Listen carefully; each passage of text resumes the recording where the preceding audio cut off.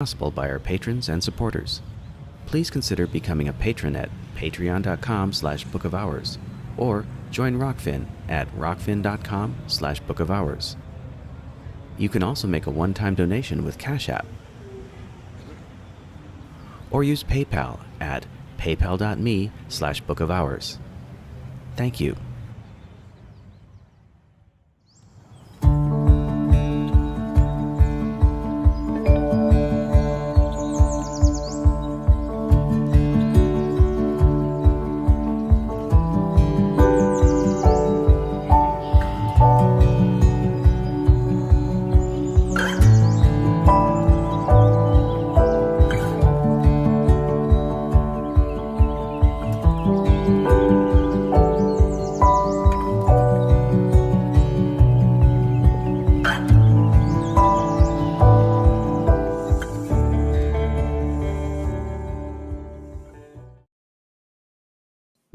Hello. Hello, everybody. Thank you for joining us today. Welcome back to another edition of Bookmark.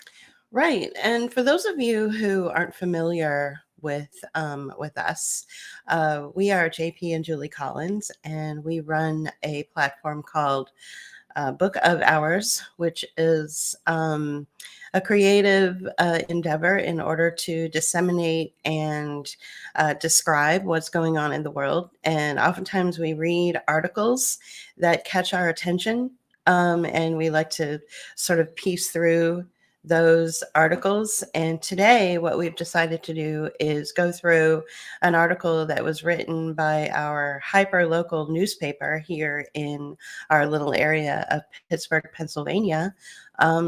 It's very important, and I think it should be shared far and wide, this information that we're going to piece through and identify for you. So I want to start out by thanking Gazette 2.0 for writing this article. Had it not been for this piece, we wouldn't know about the policy and the project that is either has been implemented or will be implemented onto our local communities. So we want to be an instrument of education and support for the local community that we live in.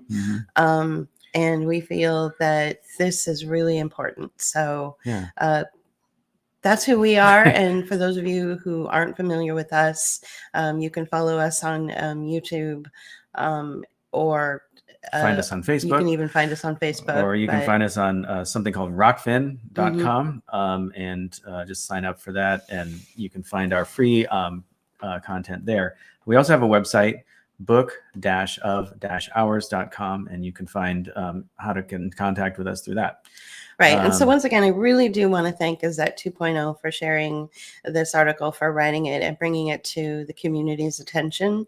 Well, I think that is testament to, local news coverage, right, and the need for local newspapers, local radio stations, and getting away from the conglomerate corporate media that is, swallowing local news and local news sources whole, right?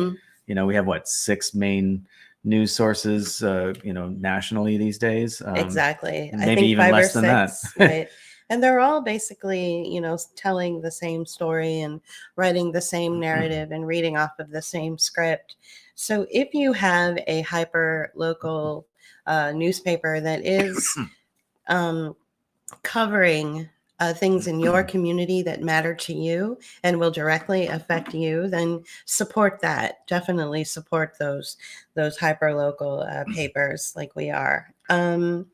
So we can get right into it if you want. Well, we what we wanted to do is go through this story and kind of break it down, talk about it in another context.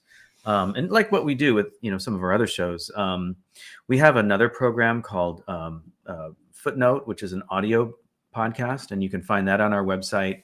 A lot of times these are not free; they're premium programming that are available to our to our supporters at Rockfin and on Patreon. But this one we're going to make free that we're going to feature today because there's one that we're going to feature today in context with the article that we're reading.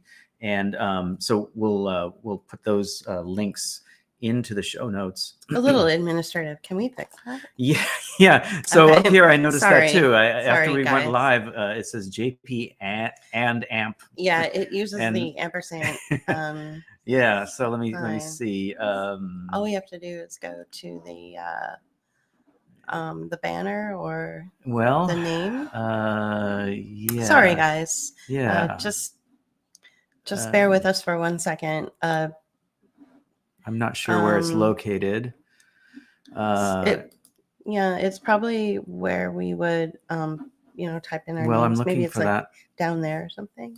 Or it's okay. It's all right. It's just a slight annoyance, but if we can't fix it, we can't fix it.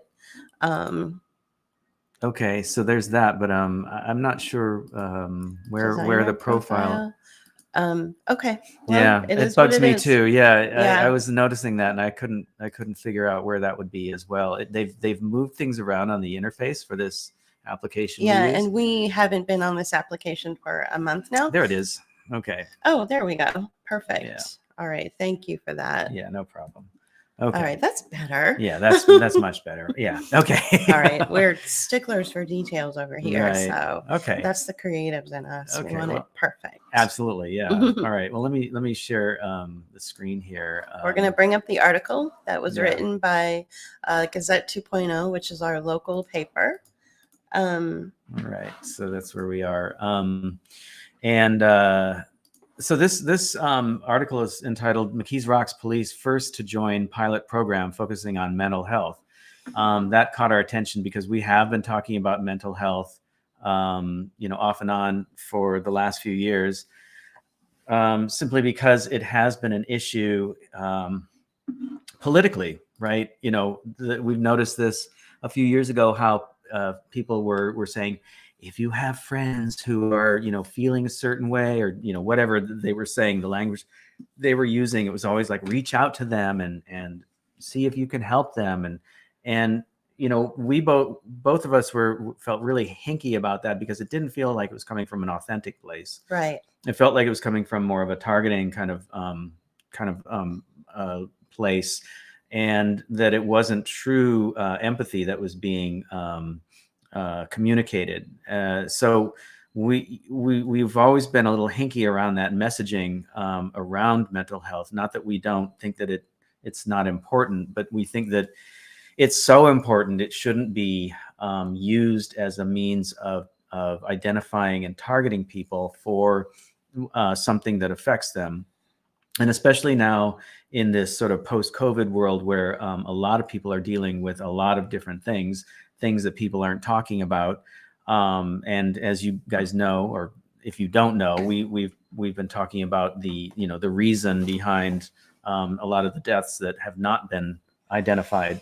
Right. So, language is very important to us, and the use of language and how it's used about people and toward people is really important as well. Let's go ahead and read the article, and then as we read it, we will make our commentary. Yeah. Okay. So we want to again thank Elizabeth Perry, who writes for Gazette 2.0, which is again our hyper local paper here in our little area of Pittsburgh. We live in a little community called McKees Rocks. Yeah, and we literally live around the corner from the newspaper office. We live around the corner from them, and they're great. Okay. So McKees Rocks is participating in a county pilot program that could reduce arrests and create better outcomes for people with mental health issues. One of the things that even your most popular podcasters like Dr. Drew has been using, and our friend Helen Buiniski, who writes for RT, as well as even the mainstream media and the corporate press, the term outcome is trending and being used in just about every publication and every podcast and every interview out there. And so what we'd like to do is tell you what that means. Right. And we've talked about outcome-based programs in one of our videos called Lifelong Learning. But let's get back into the article.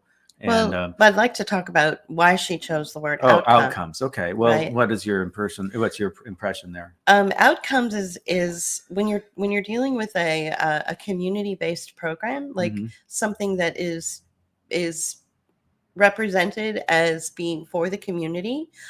Usually these programs have wraparound services or other organizations that are involved. And those organizations are funded through the government. And so outcome means that those organizations need to prove that they need to be to exist. So they have to do like a report, and the person giving them the funding, which is usually the government, says, what are your outcomes? And the report says, well, we've been able to do these things, whether it was, bring tablets for the children in schools and look at all the tablets we provided. And so we had a good outcome here.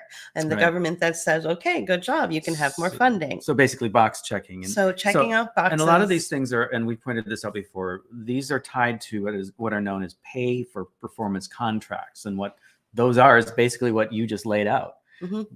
We have a certain expectation of you to conduct a certain service or provide a certain service or outcome, and it is tied to expected, laid out expected terms and numbers, and you're supposed to you have quotas, and all these things are tied to these pay for performance contracts. Something else that they sometimes are tied to as well is from third-party investments that also work in tandem with government agencies, and that is called impact investment. We don't.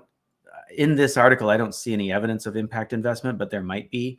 And what impact investment is basically investors create a fund, and they get funding from government. They get funding from other investors to come into this fund to reach a certain to create a certain impact. And so one of those examples would be we need to help children in a given community because there's a lot of vision issues. And so we're going to come up with a way to pay for glasses for children, spectacles, glasses for children, so that they can read the chalkboard. And the outcomes are, or the expected impact that will happen is more children will learn better in the classroom. They'll get better grades because they can see the chalkboard. Right, exactly. That's your and impact therefore, or your outcome. 20 years down the road, there will be more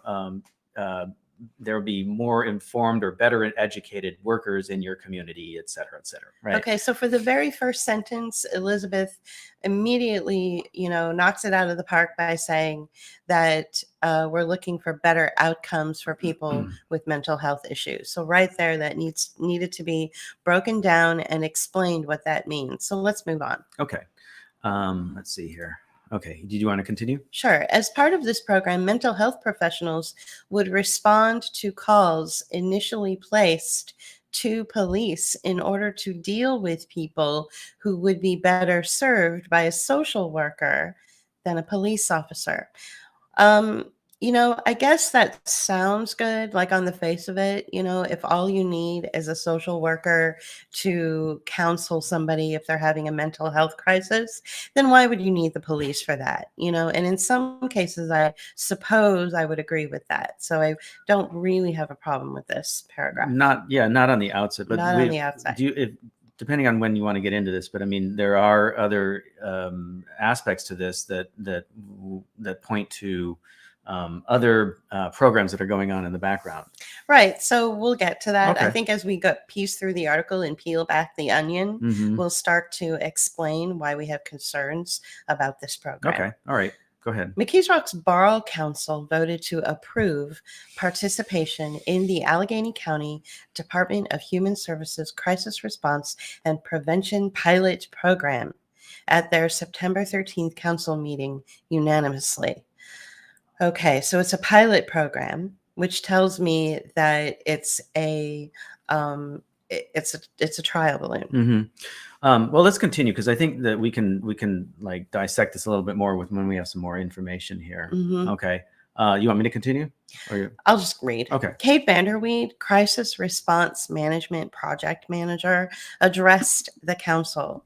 Vanderweed said the group was working toward a system in which 911 or 911 would directly engage with her team, but initially calls would be directed to them via the police. All right, so let's talk about Kate. Kate, naturally, since Kate is going to be working with McKees Rocks Police Department and is fully aware of what the citizens need in this neighborhood, naturally, Kate is a member of the community. She lives in McKees Rocks and she deals with the very specific needs of the community, right, JP? Yeah. Naturally, right? Naturally, right. Well, no, that's not the case at all. That's not the case. She does live in Pittsburgh, so she is in Allegheny County. She's working for Allegheny County, but she is not a member of McKees Rocks. And Right. in fact, she belongs to a family that's quite wealthy and the opposite end of most people who live in McKees Rocks. Right. So Kate Vanderweed married into the Vanderweed family, which are a prominent, wealthy Colorado family. They hold many multi-million-dollar assets and buildings throughout like Aspen, Colorado. And we're talking millions of dollars for homes in, right. And second homes in Aspen. $8 million for one home, $10 million for another. One of the most exclusive towns in America. Right. And it's highly doubtful to me that Kate even understands the complexity of the needs of McKees Rocks, the specific personalities that live in McKees Rocks and their very specific needs. Kate has had all of the best things life could afford her, a wonderful, education, practically Ivy League education. Well, right? Yeah. Well, she I think she went to obviously she Carnegie went Mellon to a local school Yeah, here. she went to Carnegie Mellon. Come on, that's no slouch. Right. It is highly doubtful to me that Kate even has the first clue about what sort of mental health programs McKees Rocks really needs. I'm looking at her on LinkedIn here, and basically, and she also produces radio shows on Heinz Radio, and I'm not sure. Oh, it's on Spotify. She's like the executive but she's producer. She's executive producer at Heinz Radio, but she's basically she got her degree in crisis response and prevention. No, that's her job, crisis response and prevention project manager. And we'll read that in the thing in a moment. But education, she was basically systems, information and systems public policy.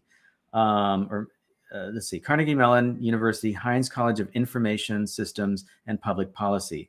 And so, basically she's a project manager. And so, we talk about this a lot, how, you get people who are, they may work for a nonprofit organization, or they work for an NGO, or they work for the government, but they're more of an appointed position or just a bureaucratic position. So there is, in that case, there is some accountability, but they come from a place of that isn't the equivalent of the community that they may be serving. And that's certainly in the case, in this case, she's of the bourgeoisie and ministering to the poorer communities in Allegheny County. Right. And so, there's this dichotomy of interests, this dichotomy of positions and where people are. I would, I just I need to remind you everybody who's listening, whether you are local or we have viewers and fans from all over the world, Australia, England, and viewers and fans from all over the country. So no matter where you are, if you are going to have your town council or your local community leaders, sign up for a program that's going to directly affect you. And the project manager of that program is going to be the task force to deploy the program onto the community. Then at least have that individual be part of the community. Yeah. At least have them be part of the tax base, have them own a home. So, Kate, why don't you sell your $10 million mansion in Aspen Colorado, yeah. or wherever you live, and maybe hold off on doing that, lovely biking tour that you take every year in Ireland, and come live in McKees Rocks next to the people that we live next to, and really immerse yourself into the community that you are going to be establishing is in a mental health crisis. Yeah. Why don't you do that? Well, let's continue on, and then we'll get into this a little bit more. Go ahead. Okay. So Kate Vanderweed, Crisis Response Management Project Manager, addressed the council. Okay, I already read that part. Okay. The program would take about 6 months from proposal stage to implementation in the McKees Rocks area. So this was proposed last week. Mm-hmm. Right. It was on the September 13th council meeting, which was 12 days ago. Which, is a public meeting, but from what I understand, this was not necessarily announced that they would be talking about this. Right. I don't know. It felt like it was slipped in under the radar. Yeah, which happens a lot with this organization. So to you people who live locally in the McKees Rocks area, you have 6 months to undo this damage. And we'll explain why it's damaging as we go along. Mm-hmm. Vanderweed said that she had been seeking approval from the council before beginning the proposal process. Mm-hmm. Now you have something to say about that? Well, let's keep going, because I think that this will be illustrated a little further. Councilmember Marianne Holland asked why McKees Rocks was being approached for this type of programming.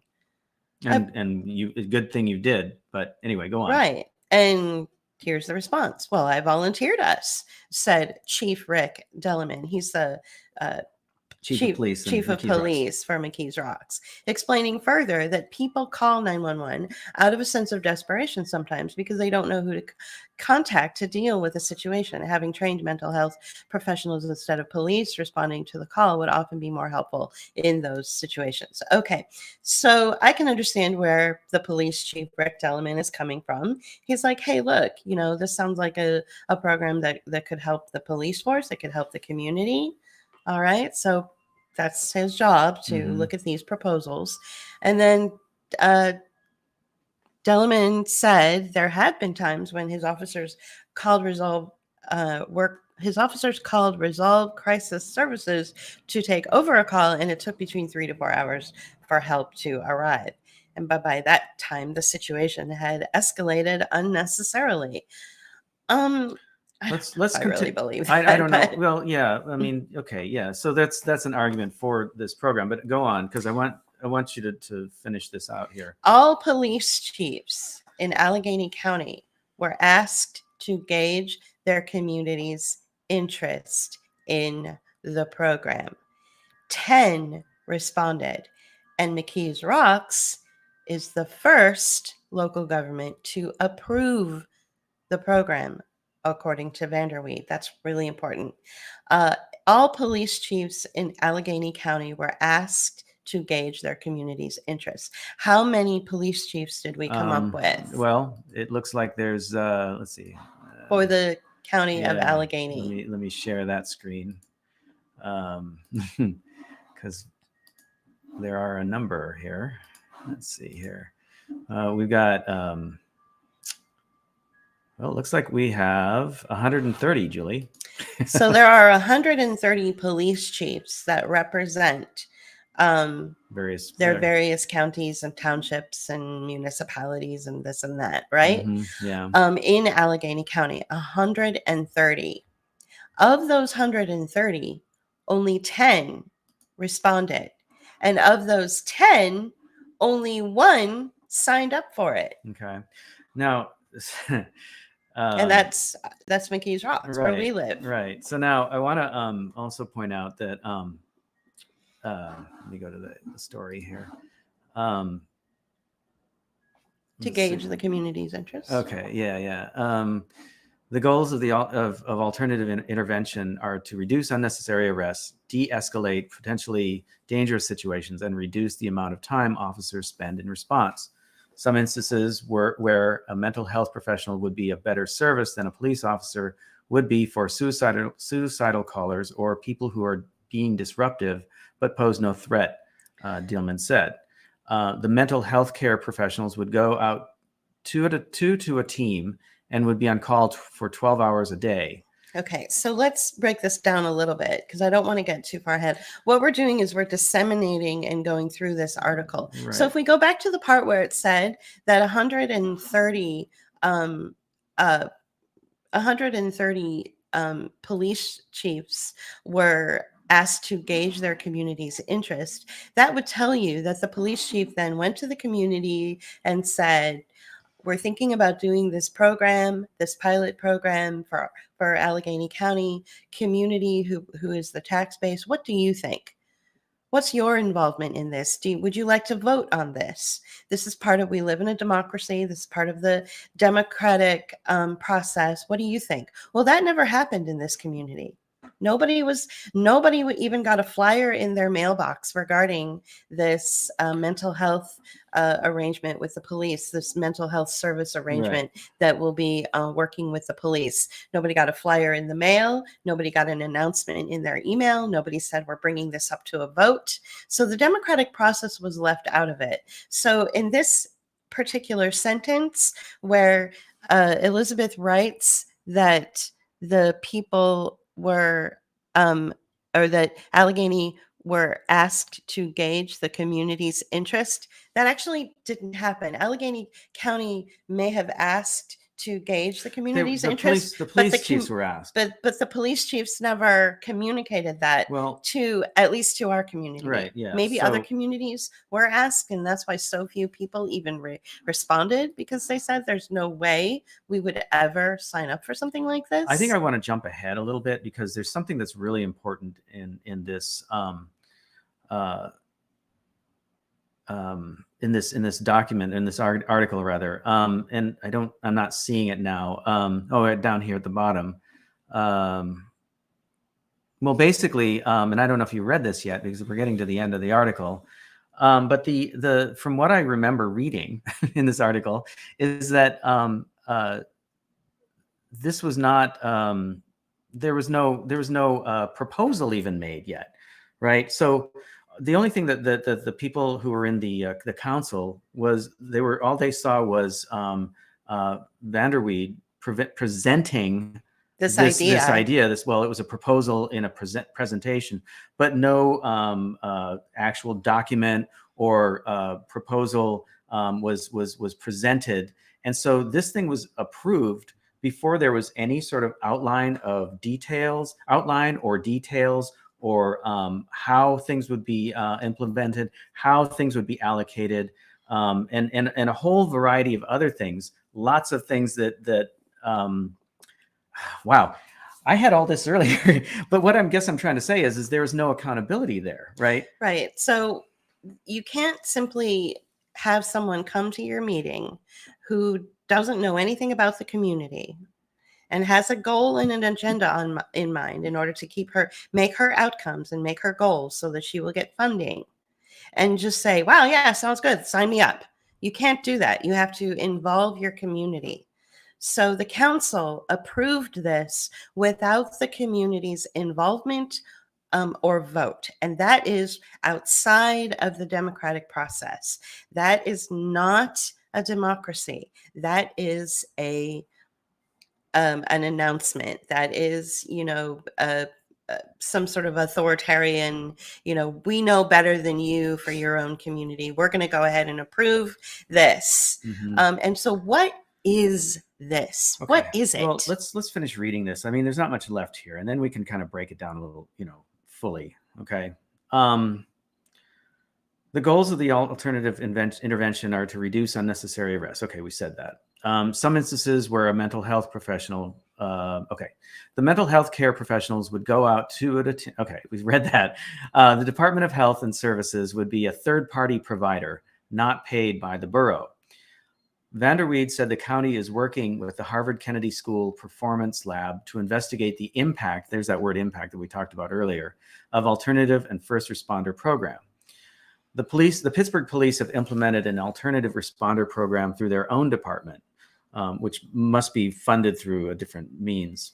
Other similar projects have begun in Olympia, Washington, Sacramento, California, San Francisco, California, Albuquerque, New Mexico, Orlando, Florida, and New York City. Many of these initiatives are so new, data is still being collected on their impact. However, the program in New York City, also known as Be Heard, the Behavioral Health Emergency Assistance Response Division, wow, that's a mouthful, released promising information on the vast reduction in hospital trips, alternative intervention facilitated. During a typical 6-month interval, 87% of calls of this type resulted in trips to the hospital, while 13% refused medical assistance. In contrast, those calls on which the Be Heard team responded saw a variety of outcomes. 8% refused medical assistance.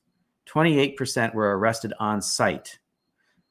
19% were transported to a community-based care facilities, and 46 were transported to the hospital. Now, in San Francisco, which is a place we know very well, San Francisco's street crisis response team was able to resolve 60% of crises on scene, with 15% being transported to a hospital and 6% turning into involuntary holds, according to Vanderweed.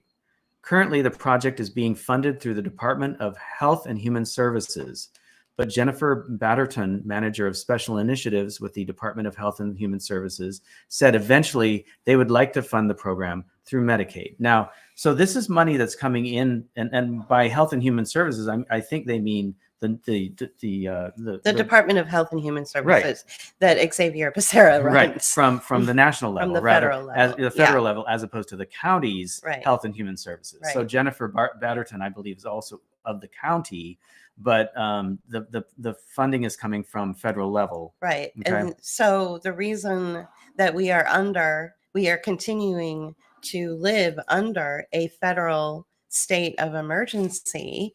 Mm-hmm. We're still under the COVID national health emergency, and it, according to the Biden administration, it won't end until March 1st. In order for this program to work, we have to be under the health emergency so that the program itself can get the funding from Health and Human Services. Right, because this is coming from a cabinet level agency. Right. That is basically in the Biden administration. Right. Okay.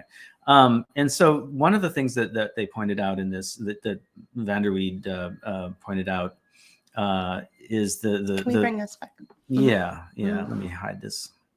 I kind of wanted to look at it, but sorry, it's I okay. didn't realize that. Yeah. Is this? Let me show that again real quick. So one of the things was the 60% of crises on scene, with 15%. 60% of crises were resolved on scene, with 15% transported to a hospital and 6% turning into involuntary holds. Now that's 1 in 6 people being held against their will for some reason. Now that's an arrest, or that's a black sighting, or it's a I know exactly mental, what it is, because I have 5250, whatever it is, 5150. I have personal friends who have had friends in San Francisco.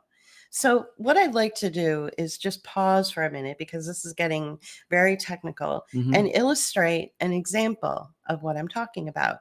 In our local community where we live, in McKees Rocks, we live across the street from an empty lot.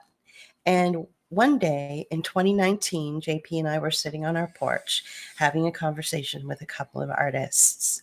And a person was having some kind of meltdown, some kind of emotional event, some kind of mental breakdown in the empty lot across from us.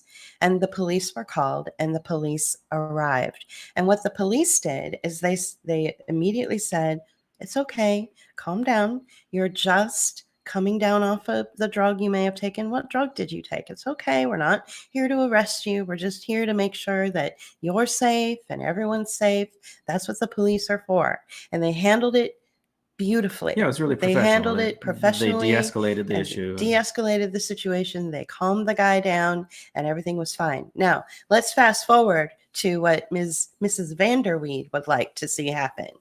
If that situation were to take place today, or if this program moves forward, if that same situation presented itself, then the police would not be involved. Instead, there would, I imagine, be 2 mental health counselors who are probably big because they would have to be able to handle another human body. So they wouldn't be, 100-pound, glasses clad, nice looking, caseworkers or whatever. They would probably be very big and they would not speak to the guy. They would simply grab him, maybe constrain him somehow, put him in a vehicle and drive him off in an involuntary hold to a space where his family would not know where he is, where his, maybe his friends or his girlfriends would not know where he is.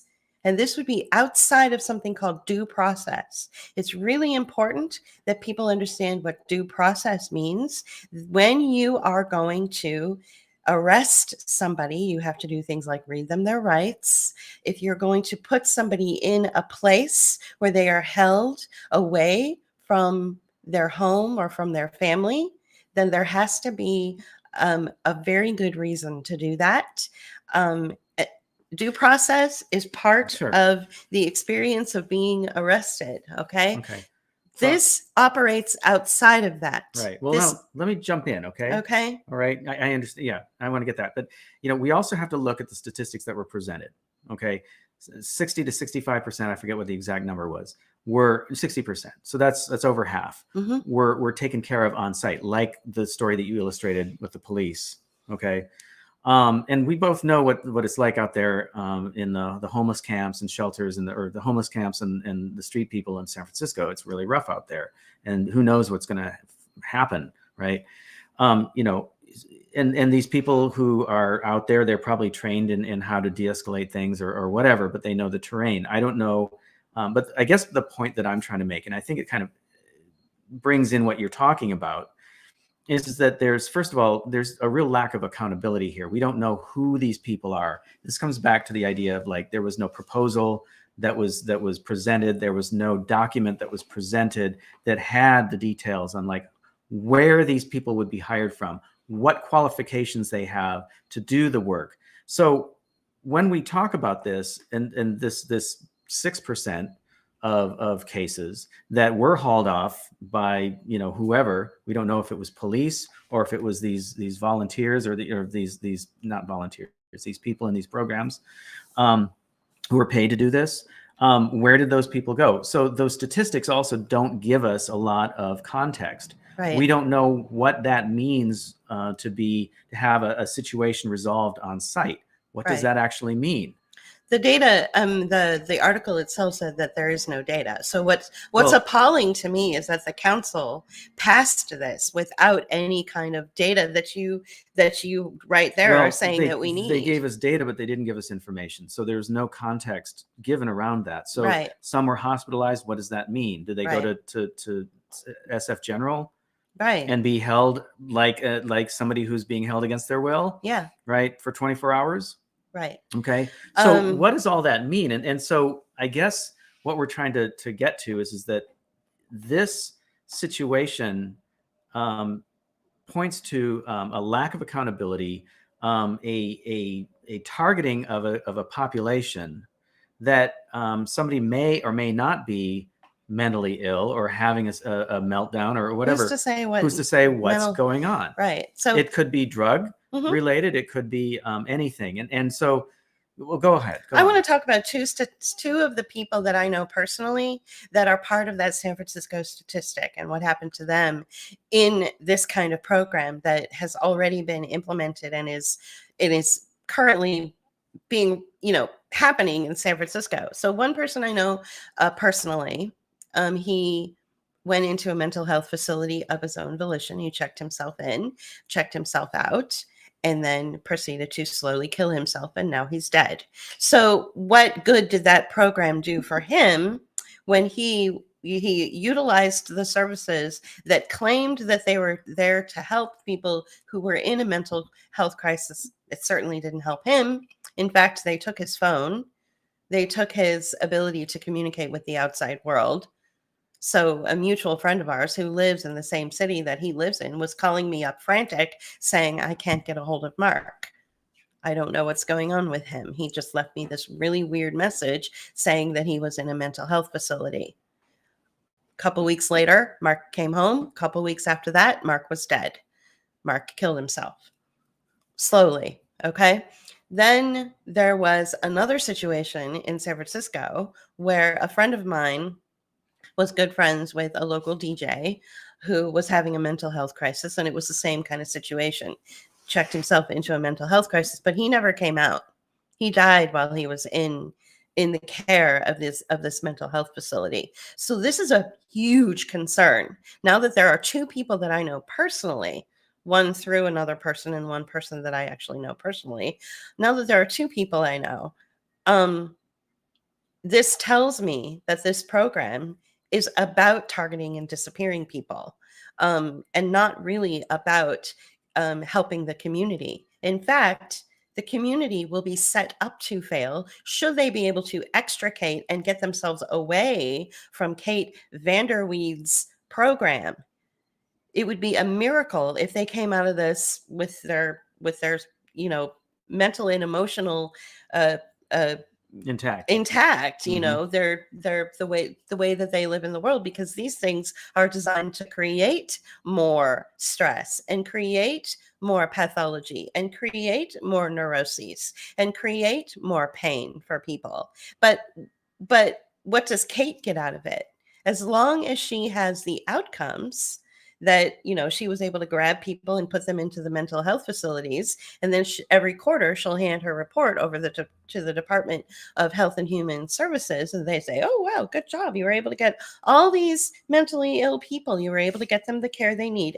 Excellent. Here's another $10 million to fund your program. And meanwhile, the community doesn't see any help based on the evidence that I personally have witnessed. The community wasn't helped. Well, I have two dead friends as a result of this wonderful program. Okay. The community wasn't helped. A similar program. The community doesn't get helped. The community certainly doesn't benefit from the money that Kate's organization is going to get from the Department of Health and Human Services. So and this comes back to what we were talking about before with like the pay for performance contracts and the outcomes-based programs, where it's basically the grift continues, right? So the program is set up, it gets funded, but only because it needs to perform a certain way. Now, if that agency and that program continues to feed people into the program and be able to check off boxes, they met their goals, they met their quotas in order to continue the funding, they're going to go out of their way to make sure that funding continues so that they can continue to be employed, right? So there's an incentive to target people and make sure that the program works. Now, whether they, how they prove that something was resolved on the street, and it could be as simple as a person with a clipboard saying, check, we resolved the issue, checking off the boxes, right? Yeah. Or it could be that we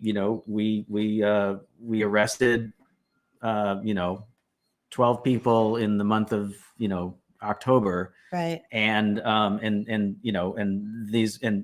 we check off these boxes. There's really there's pretty much not a lot of information that I imagine is recorded. There's probably some reports that are written up, but those kinds of qualitative data doesn't get through when they give statistics like what Kate Vanderweed was weird. Sorry, Weird was talking about.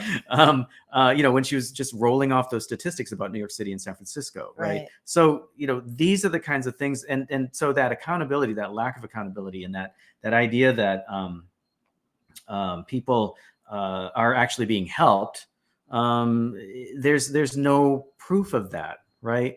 And so money is being made, programs are being disseminated, and they're being placed and put upon a community that had no say in the program that was being foisted upon them in the first place.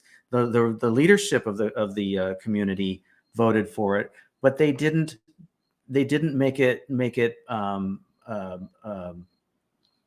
they didn't create a situation where there could be public input. Right. And this It is the wasn't biggest transparent. problem. There's Right. no transparency. So there's a lack of transparency, a lack of accountability. And the other thing that coming back to what we were talking about with the number of communities in Allegheny County, 130 of them, 10% responded to the Less to the than offer. that, actually. Well, less than 10%. Only 10 out of 130. Right. Only 10 responded. And then why did Only McKees Rocks? one. Right. Why did McKees Rocks go? Sure, sign us up Sign us up. without any Without disseminating the data into information, without any involving sort the of community. contract. There's no contract. There's no contract. There's no. Why is this document. even happening? Right. Okay. So it's really important to understand that communities need to be engaged in these kinds of processes, especially when they themselves will be affected by it. Right. Well, and again, this is something that I was talking to Julie about earlier, and we've mentioned this on our programs before, where this community holds the highest amount of Section 8 housing, if not in the county, the state of Pennsylvania, right? And it's very concentrated here, and it's not shared by other counties or other communities within Allegheny County, and that creates problems for things like tax base, things like ownership. Well, lack of not ownership, but lack of care for a community that people are placed here, but they're not necessarily desiring to be here, right? So there's that issue. Well, but I think what I'm getting at is the point is that I'm trying to make is that the same kind of decision making from the leadership level has been taking place here in this community for decades, right? Where they just run roughshod over the people. Exactly. So you have this forcing of this type of housing in a community that really can't take much more of it, because the percentages is such that home ownership really lacks. So the people who actually own their own homes, who are paying into the tax base, are less than the people who are renting. Now the owners of those buildings pay into the tax base, but you're talking multiple units within a building. And a lot of times these owners of these apartment buildings are taking Section 8 money. There you go. Right? And then they don't have to pay taxes. They get a tax write-off because they're Section 8 landlords. Okay, so, I believe that's how it works. Well, I think that's how it works. Whether that's the case or not, okay, you've got 8 people living in a space that, and no one's paying it into the tax base. Right. Or if it's an 8-unit building, right? The other thing too is that you have I'm trying to get my thoughts here. Oh, you have a landlord that's making money from the government and making money from the rent that's coming in. And there's a lack of incentive for that person to change the situation, because they're making money without having to be really all that accountable to the community around them. And so this is the same sort of thinking, the same type of leadership that we're looking at, that's allowing that to happen, and bringing in a program without any documentation, without any accountability, without any details about how it's going to happen, who's going to be part of it. We know where it's being funded from, but how are they going to work with the police department? They just kind of glossed over that. The other thing too that we really have to consider is that now, if you have this organization or these people coming from Allegheny County working with the police on specific types of calls, what happens now to the budget for the police department? What happens to the money that was spent before answering these types of calls? Is that money going to be put back into infrastructure to support the police, like, radios and cars and officers? I hear they're getting a doggy. No, that's another township. Okay. I'm sorry.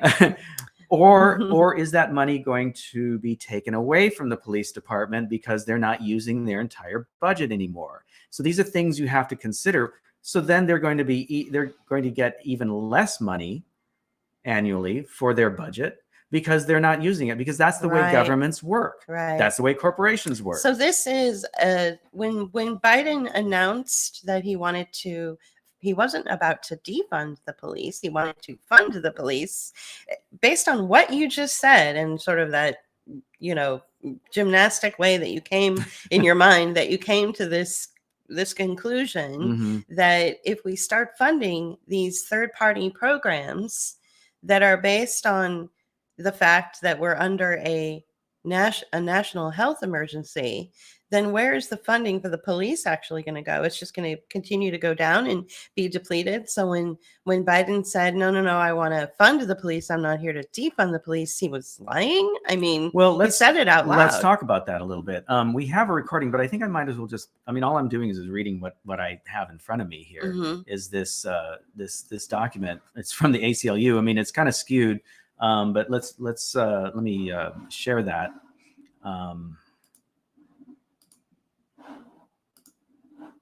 ACLU. Okay. President Biden announced several measures that would. So this is from the a document about the Safer America Plan, which was released, or he talked about it in July, and he actually came to Pennsylvania and he spoke about this in two places, like Philadelphia and in Wilkesboro. And so. It's basically going to fund two competing approaches to this goal. The first is to hire more police officers and call for more criminalization and incarceration. Then the second approach, however, is to significantly invest in the community-based programs and services that have proven to prevent violent crime and can make America safer for everyone. This approach Now let's get down to what he's talking about. President Biden announced several measures that would put. The plan includes investments. I'm taking out their editorial. The plan includes investments in education, housing, and job training, and proposes lifting barriers to re-entry for formerly incarcerated people. These measures would effectively promote stability and prevent violence. He also seeks to put safety in the hands of those best suited to address the acute problems created when societal failures leave people and communities behind. Social workers, crisis intervention workers, and violence interrupters. By investing in alternatives to policing, including alternative responses to behavioral health calls, and then they go on with their editorial. So what we both said, boing, what? was this idea of somebody who's called a violence interrupter. Now, what is being proposed to McKees Rocks is probably a combination of this and a crisis intervention worker. Right. But again, what is that? I mean, what the heck is that? Right. And I'm going to hide that because I don't really. Okay. So bring us back. And I go into it in our recording about this initiative. Now, what I want to say is that the thing that's being proposed to McKees Rocks that the council actually voted on without any input from the community is not funded through this safe the America Safe plan, right? Because it hasn't been passed. Right, yet. It's not even a law yet, so it's still in Congress and being argued about. The House passed it. The House passed it, right? And so this is something. However, we pointed out earlier that this funding that's coming to this program in Allegheny County is coming from Health and Human Services, from a cabinet level agency in the Biden administration, and so it contains the spirit of that law that's being proposed, and the money is being found somewhere to demonstrate that sort of that approach to law enforcement or Right. dealing with safety in America. This will reframe what law enforcement is and what it means for your communities. Right now, it's a pilot program being funded under the health emergency. But as soon as the health emergency is lifted, which it probably won't be, because people want to continue to get funding in other ways. That's the only reason we're in an emergency, not because there's a real health crisis, but because people need funding. People in general need to understand that. Okay, so they're fielding this pilot program so that when in 6 months, when it's decided whether they make it a permanent program or not, in will come the American Safe Plan or Make America Safe Plan or whatever it is. Whatever it's called, right. So the Safer America Plan. Yeah. Safer American Plan is what it's called. Safer American Plan. Safer America Plan. So that plan is still, in the works. The House passed it. Now they're waiting for it to go through the Senate and go, get back to the House, be made into law and all that stuff. And in the meantime, they're going to roll out these programs. What really astonishes me is that my community that I live in is the only one that is undergoing this pilot program out of 130 communities. And yet at the same time, it doesn't astonish me because I know that there is a very low tax base here. Let me tell you what it's like living in this community. JP and I were at the grocery store recently, and the sweetest little old lady that runs the historical society in our area and runs a little gardening club ran up to us and said, JP and Julie, what do you think about the fact that they want to build out more Section 8 housing? And we're like, hello, nice to see you too. Like, she was really upset about this. And we said, well, we're against it because the community is already saturated with Section 8 housing, and there's no tax base. What you need are people like me and JP to come in from the outside, occupy homes, fix them up, contribute to the economy, the local economy, and pay your taxes. That's what you need in order to right. That way.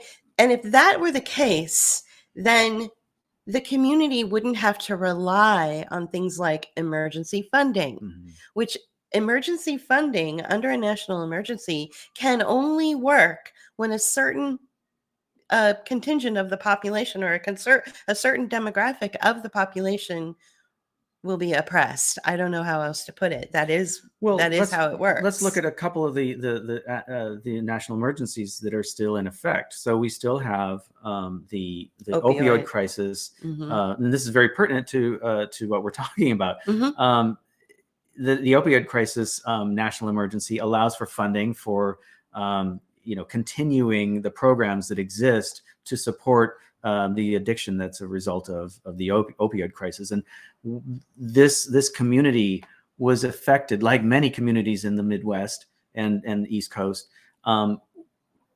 in just like extensively.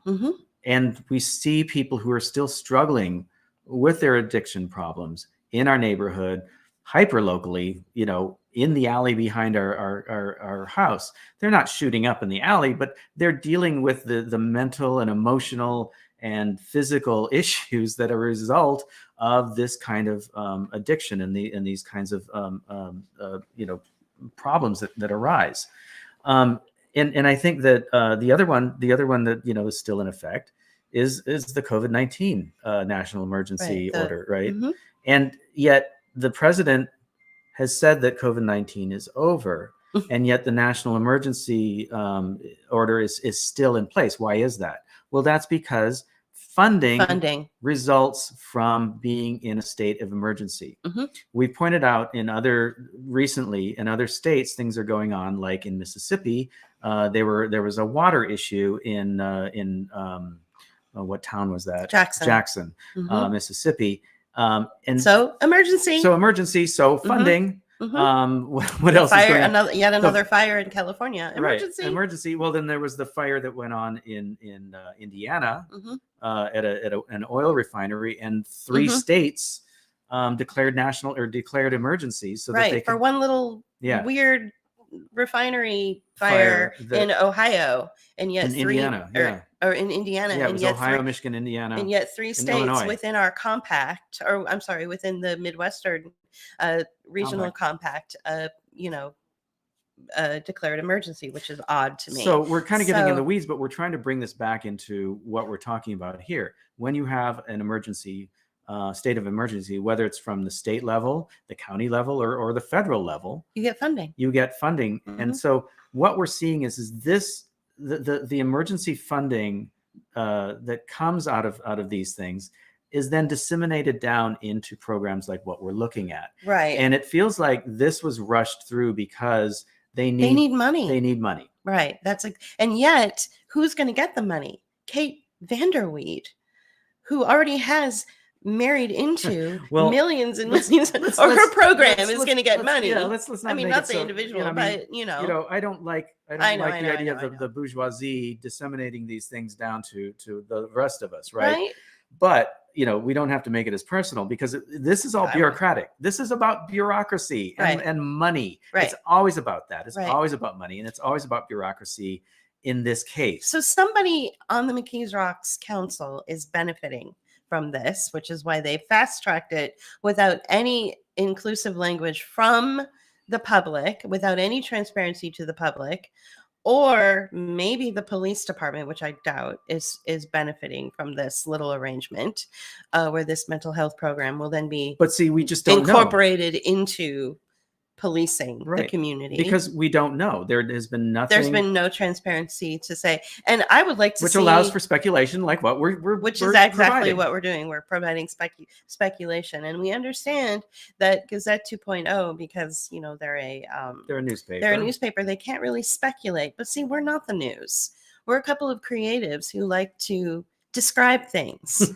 And that's what we're doing, is we're describing a situation, and we're asking for more information, especially since it affects us directly. One of the things I think, and this might be getting a little bit too, this might be a little over the top, but one of the things that I appreciate about the police is something that you'd said before, which is that is their ability to, what did you say? I said they have a healthy skepticism. They have a healthy level of skepticism when they come out to situations, where they're called out to situations. So, for instance, there's, people in the neighborhood are always mad about, where people park. Okay. So 2 neighbors might be squabbling about a parking issue. And so maybe one of them calls the police and says, tell, my neighbor over there to move their car, move their truck. And the police will say, we're not here to do that. We're here to protect and serve the community. Nobody's life is at stake. Nobody's property is at stake. Work it out between the 2 of you. Okay. Sorry, we can't really intervene. Yeah. All right. As long as you're not, parking on the wrong side of the road during street cleaning days, or, we don't really have any jurisdiction here. This is a personal problem between you and your neighbor. Well, that could turn into some kind of weird interpretation of a mental health issue. The neighbor starts squabbling. Maybe one neighbor starts shouting. And next thing you know, 911 is called. And instead of it being about what it's about, which is that 2 neighbors are squabbling over a parking space, it suddenly becomes about an irate neighbor who's shouting and can't control his emotions. He must be having a mental health breakdown. So suddenly you've got a mental health intervention involved, and Kate's organization gets to check off the box and get more money because she turned it into a mental health issue. So there, people who are supportive of this measure, of this integration of a mental health project into the police, people who are supportive of it don't realize that they themselves could be affected by it. Mm-hmm. They're thinking, oh, well, maybe it's that crazy person coming off of their drug addiction over there. That's for them, not for me. Not necessarily. Well, and this also kind of backs up into something we've been talking about a while too, and that is because the reason we brought up Kate's background is because we feel like of the bourgeoisie, right? Once again, behavioral change is being advocated for And so the ruling class is once again telling the rest of us that we need to change our behavior in order to meet certain criteria so that, we can be good citizens. Okay. And I'm so tired of people telling me how to be, what to say, right. how to live. Between corporate America and the ruling class, we get these kinds of initiatives and ways of telling us how we need to behave. Because who really says who's mentally ill and not? I mean, it all comes down to a sense of context within the context of a community and their outlook on life and how they interact with people, right? We're shocked still, coming from San Francisco, moving to Pittsburgh, how people talk with each other. We think of them as yelling at each other. Right. And oftentimes we'll go to the window thinking there's a fight, and this just neighbors talking. They just talk loud here. And so it was the same thing. Like living in San Francisco, there's a lot of Asians, a lot of Chinese community, and they're they're everywhere, and they're talking to each other, and they're going, rah, rah, rah, rah, rah. And really what they're saying is, would you like chicken or beef for dinner? Or did you go get the milk today? And to us, it sounds like they're fighting. It's like a cacophony of sound, right? Right. And so it's the same thing here. They're like, hey, what are you doing over there? Well, I'm having a barbecue, well, whatever. It's just like, I know, but it's just, so who's to say what mental health illness is when it's really just all about your interpretation? And who gets to interpret whether a person presents a harm to themselves or the community around them? So again, what are the qualifications of the people that are going to be part of this program, that are going to be going out into the community and servicing these calls? And servicing. I think that what is maybe something that might be more important is that we know that generally around the country the police are not set up to handle these kinds of things. We recognize that they're not trained for it, and in a lot of cases they're not funded for it. And so I understand that this is a means of trying to address this issue. Okay, but again, we are really questioning the motivation behind this, why it's being set up in the first place, and the lack of transparency and the just pushing this through and getting it without any because again, like we say, who's benefiting from this? It's not the community directly at all. There's no direct benefit. And I'd like to remind people, or at least announce to people who are listening, and remind locals who might be listening, there are already very good programs in place to help people who are suffering. And in my opinion, mental health issues come about as a result of abuse, trauma, poverty, toxins. Sometimes children not getting enough fruits and vegetables in their diet can affect their environment, or the environment affects them, and the environment affects them. So there's a lot of different factors to why we might be having a mental health issue or having a bad day. All right, it's not just because of poverty, it's because of abuse, it's because of diet, it's a whole, and there are already programs in place in this community that are helping people with that. There are a couple of churches around here that offer assistance to people who are coming off of, alcohol addiction or drug addiction and having trouble emotionally and socially and mentally because of that. So we don't need yet another program that. Right. And I want to point to two more things. One is an anecdote that you described to me, and I'd like you to tell us about that. The other one is that it was right before we left San Francisco, I was listening to a radio show, and this priest he spent the night walking around the streets of the homeless camps in downtown San Francisco, and they did a radio program about him in a local radio station.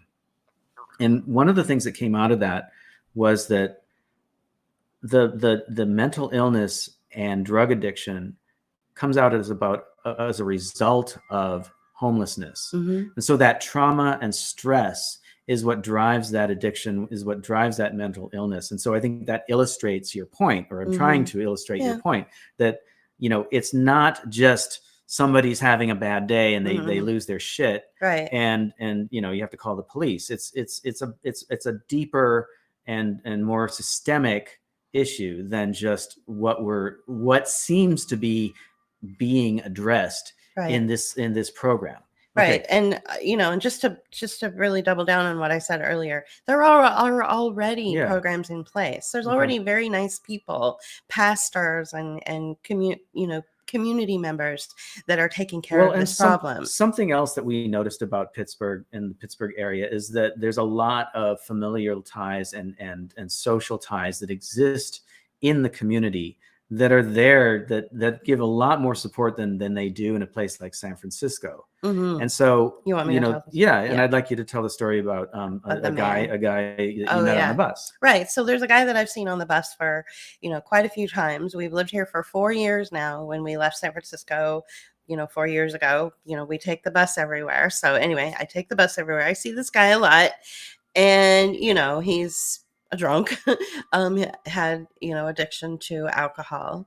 But one of the last things he said to me, which was about a year ago, is I there's been a new grandbaby that was born into the family, and I feel like I want to change my I want to change. I want to improve because of that. Now he has other grandchildren, but for whatever reason, he felt that this latest edition was very special, and he wanted to do better. So he had the entire support of his entire family. He had the community rallying around him. I didn't see him for a long time, and then I saw him like 2 days ago, and he looked like a completely different person. He was sober. He's looked healthy. His hair was shiny. His skin looked good. He was dressed well. He didn't have the shakes. He took the bus with me. I mean, it was like a totally different person. And this was with the help of his church. This was with the help of the local McKees Rocks community and his family. So I'm just saying that and that's just one example, Mhm. one success story that I've seen of where the community has helped someone. We've seen it happen with our next door neighbors, where a little baby was abandoned because his guardian died in her sleep.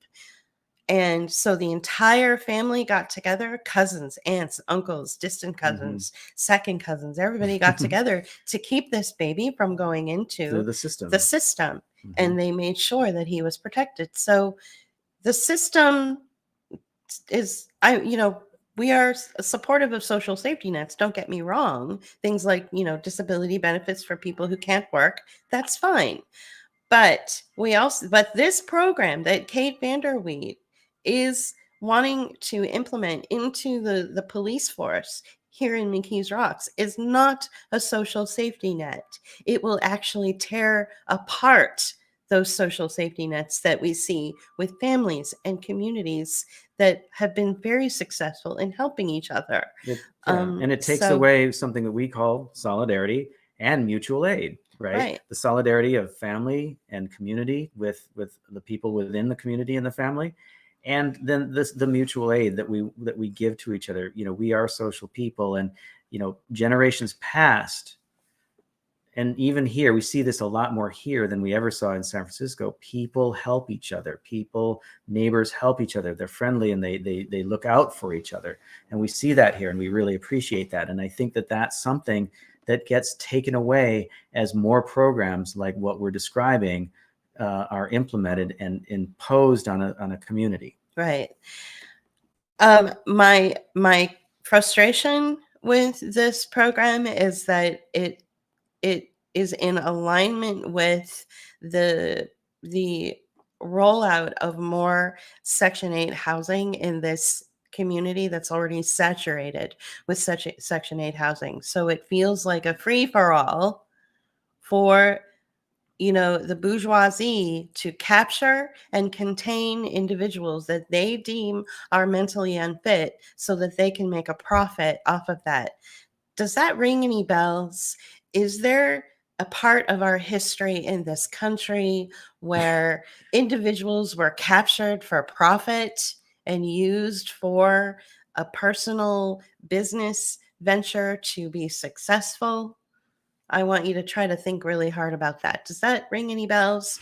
You know, that was outlawed. And so this should be too. And I really think that the local community, this is this community that we live in has a large Black population, and I think that the ACLU should be involved with this program. Yeah. Since it's the only program, it's the only community that signed up for this program. It should give everybody, no matter what your background is or who you are, it should give everybody pause for thought and alarm everybody, just like it alarms us. So we along with our talk shows, we produce video, what we call video essays, and they are basically essays, but in video format.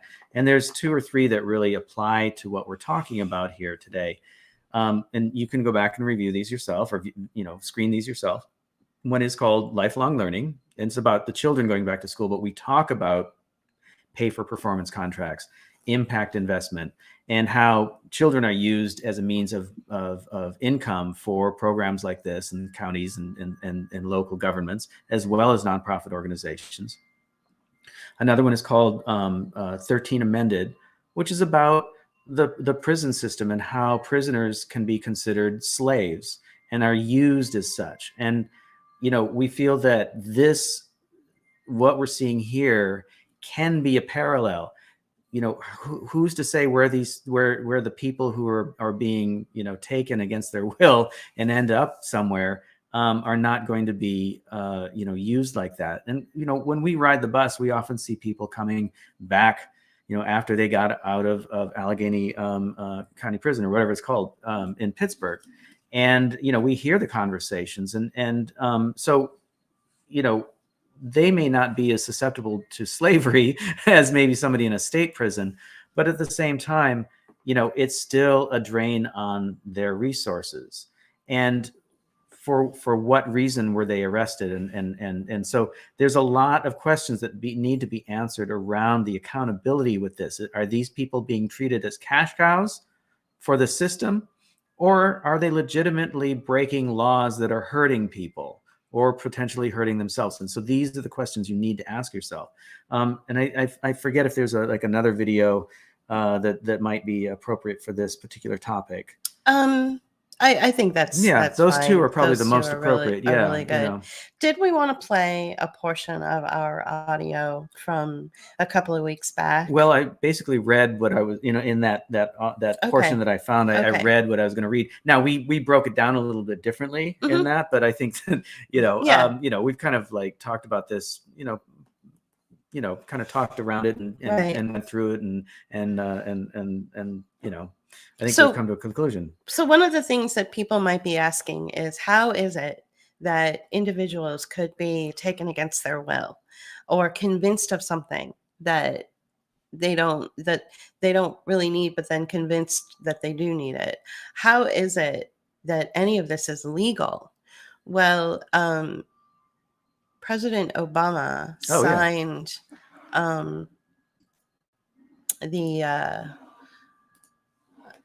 is it still up there? Yeah. So back in 2011, which was at the end of his first term, President Obama signed the act to allow detention of citizens under the National Defense Authorization Act. And so what you have here is basically a targeting and disappearing of American citizens outside of due process. That's why it's really important to understand what due process means. You have to follow legal, constitutionally protected protocol. So I want to tie that into this program.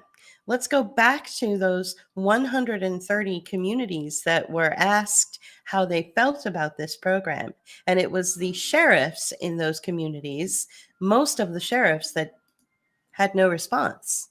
10 of the sheriffs did have a response, and only 1 community, ours, picked it up. If you have a constitutional sheriff. Well, okay, so let's there is 1 sheriff for Allegheny County. Oh, right. I'm sorry. Police chief. Yeah. I'm sorry. When I meant police chief. Yeah. That's right. Okay. So if you have a constitutional sheriff who is then, overseeing all these different police chiefs throughout these or overseeing law that overseeing pertains, the law that, okay, then he would probably say, as the county sheriff, I don't approve of this anti-constitutional targeting and disappearing of American citizens outside of due process. I don't care what the reasons. I don't care if they're, uh, mentally ill or if they're, covered in a virus. I don't care. It's a constitutional protection that's embedded in our human rights, right? So, and then what would happen is then those police chiefs of these different 130 jurisdictions would then feel the pressure from the constitutional sheriff to kind of do the right thing, even if they don't really care about constitutional. Well, I think that I think that that's a very good point, and it's I very mean, important. I agree. But I think ultimately, though, I think that there are a lot of these jurisdictions, these communities throughout Allegheny County that did not respond. Right. We're sort of seeing this for what it was. Yeah. And also that's what I guess what I'm trying to get. Right. The point I'm trying to make. Right. And to your point earlier, because they had a better tax base and they don't need the money. They don't need the money as much, and so there's that disincentive. There's that lack of incentive to follow through and be part of this program. But going back to what Obama signed in 2011, he made it very, very clear. As a constitutional lawyer, he was put in place to undermine the Constitution. So, as a constitutional lawyer, we're starting who then became president and signed off on these, orders or laws. What we're seeing now, all these years later, 10, 11 years later, is we're seeing the fruit of that, of the loss of rights. You can't just go capturing people saying, oh, you're mentally ill because, you have a little podcast and decided to make a statement that goes against something that Kate Vanderweed wants. You're mentally ill, so we have to disappear you. You can't just do that. Like, you can't just randomly interrupt people's rights. That I mean, it's been done. Sure, it's been done all the time. And it's still being done. But it's important that the individuals who will be affected by these policies understand what their rights are. Yeah. Okay. Well, are you ready to wrap this up? Well, I felt like we had some more things we needed to cover. I don't think so. I mean, we covered pretty much all of the story. Yeah. I think the point is that McKees Rocks has 6 months to reverse this. The council should reverse this. Kate Vanderweed should pull her program and say, this is not a good thing. Sorry, and then split. If they do continue with this, we need to see some details. We need to see what is behind this program, who is part of it. I don't even want to open the door to it, but I don't either. I guess I understand what you're saying. There's people who are supportive of this because they deal with this, these issues on a personal level. There were some comments on the Facebook post about this issue, who were supporting it because they had a completely different perspective on mental illness in the public sphere. But I think that we also have to consider like what we've been talking about, like, where is this coming from? How is it paid for? Well, we know how it's paid for, but who benefits from this? And what are the rights that the people have that this is being, put upon? So, on the outset, this sounds like it's like, community policing or something like really like pretty low key stuff. But there are a lot of implications that are apparent because of the lack of transparency, the lack of details and lack of information surrounding this. The council just took this woman's word for, based on her presentation and a few statistics thrown around. And then was like, approved. Right. So, what is that all about? Yeah, Why, that's why? so So sketchy. there's a lack of accountability going on in the leadership of this community as well. And Hmm. so I think that that's the most important thing that we need to point out.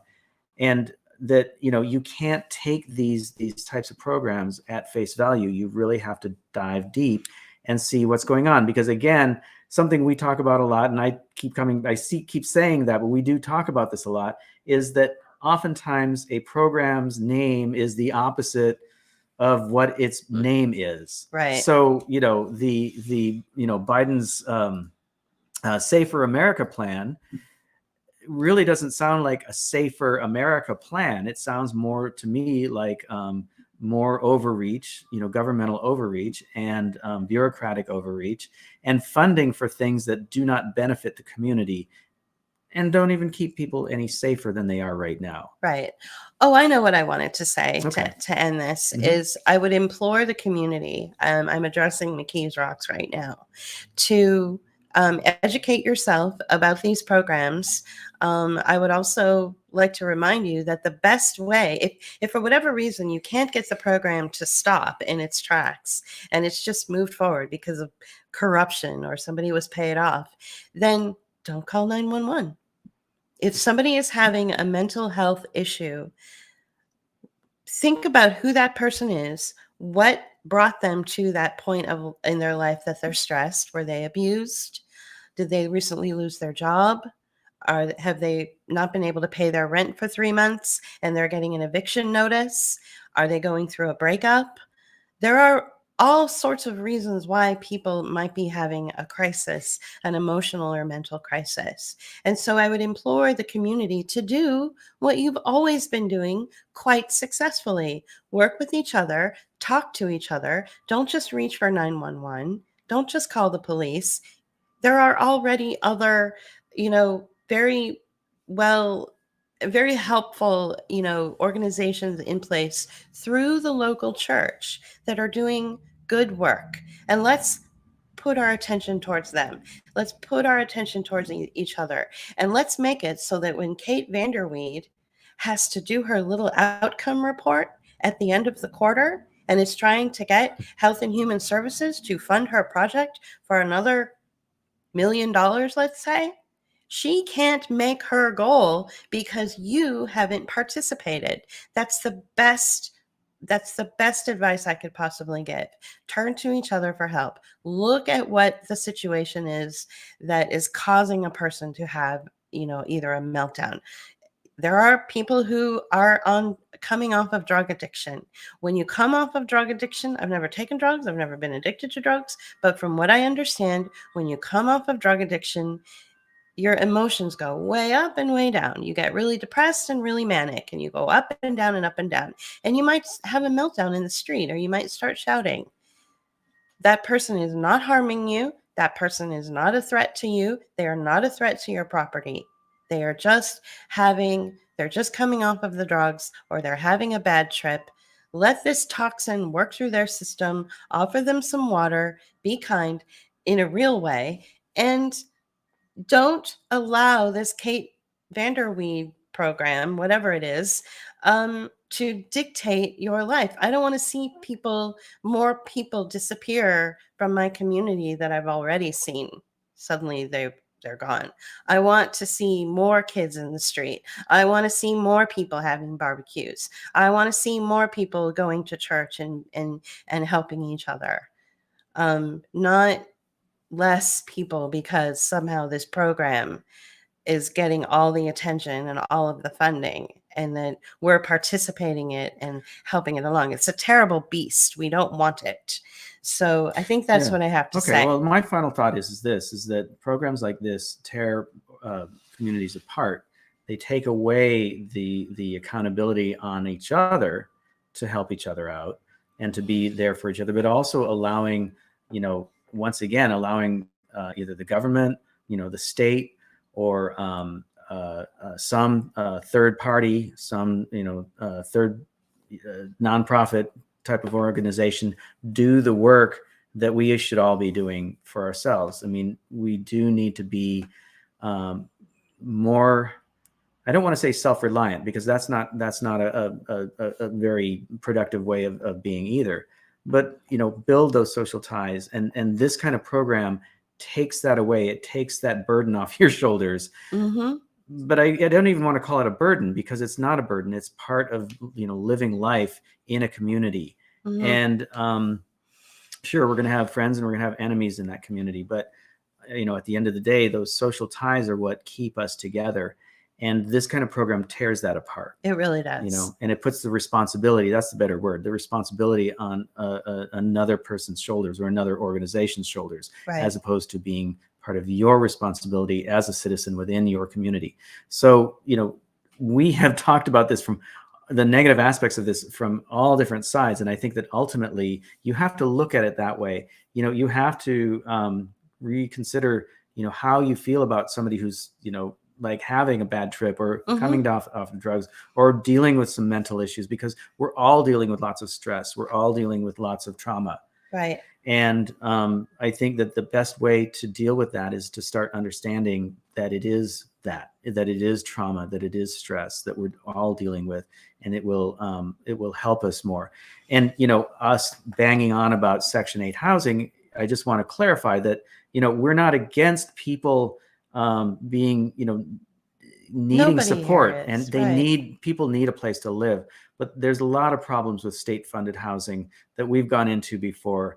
They come from an anarchist point of view, but also from the standpoint of there's a lack of those social ties that develop when people live and have roots in a community. Right. I've seen evidence of the community coming together. I've seen evidence of the success. So don't let anybody tell you that you're mentally ill and that you need this program, or that you need to, be okay with this program, because you've already been successful at establishing those ties he talked about. You are. One thing I notice about this community is just this constant, pervasive talking down to the community. The local media in Pittsburgh, every single time McKees Rocks is brought up, it's about, violence or danger or something bad. And that's just not happening here. That's not to the level that's not to being the level, reported. so you would think that we live in a war zone over here. Yeah, there's poverty and blighted homes and rubbled out streets. And I sure would like an organic, grocery store close by that I could walk to, or, a nice little cafe that serves a cappuccino, like right outside my door, like I had in San Francisco. But that doesn't mean that it's, this terrible, terrible community. So I've seen the successes of people working together. I've already seen it. I've seen evidence of it. I am not a, pie in the sky person. I need to see evidence of things. I need to see that, you've done this thing and then you were successful at it. And I've seen the success right here in this community. So I know that it can work if we ignore this program. I know it can. So, because I've already seen it, you've already proven to me how successful you can be at fighting oppressive measures. Or measures that will set you up to fail. So let's really focus on getting away from that. Okay, so I want to thank our commenters, the people who've been commenting: Colleen, Venus Starship, Elaine, Starshine, I believe. Starshine. Yeah. Sorry, Elaine, and Josette. Thank course. you, Josette, too. Yeah. Thank you. Josette's a We supporter. just got a and notification about something, so as well as Colleen. Yeah, thank you so much for that. Yeah. So I hope that you guys got something out of it. I hope the locals will be open to our dissemination of the Gazette 2.0 article, or our breakdown of it. Gazette 2.0 did a great service to the community by presenting this information, and so we felt we wanted to take it a step further. Now we're going to go back. I forgot to put in links to what we've been talking about, the Gazette and some of the articles that we've referenced. So we'll put links, and as well to the audio that we've made available for free now. That's available on our blog. So the blog of ours. Anything else? I think that's it. Okay. I'm glad we were able to stay on track and not get too emotional. It was very disarming to see this, that we were the only community that had adopted this program out of 130.